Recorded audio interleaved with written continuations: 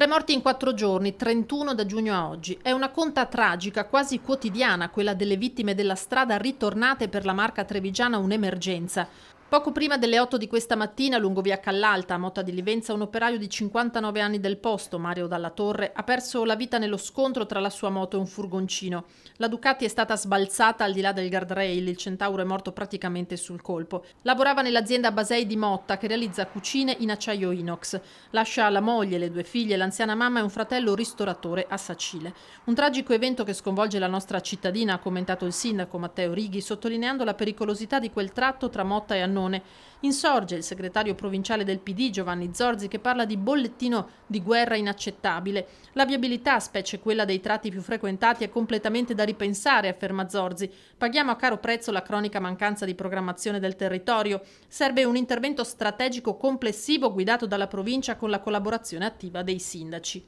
Proprio il presidente della provincia, Stefano Marcon, si è sentito in mattinata con il prefetto Maria Rosaria Laganà. Posso annunciarvi che la settimana prossima ci troveremo in prefettura, mi sono coordinato con il prefetto per fare un punto della situazione ed analizzare assieme a lei le criticità e cercare di trovare delle strade che portino a ovviare questo problema. Insomma, ci ha riportato indietro nel tempo in modo importante e è necessario intervenire. Infrastrutture da rendere più sicure dunque, ma c'è molto da lavorare anche sui comportamenti di chi è alla guida.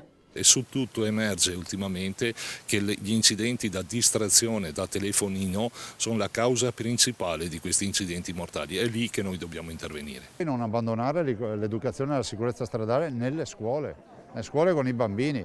Io la paragono come la raccolta differenziata. Alla fine la raccolta differenziata in Veneto l'ha fatta grande i bambini delle elementari, che sono stati loro i veri educatori rispetto ai genitori. E così anche dovevamo fare con la sicurezza stradale, perché i bambini che abbiamo educato 10-15 anni fa oggi sono i guidatori, i neopatentati, ed è fondamentale questo.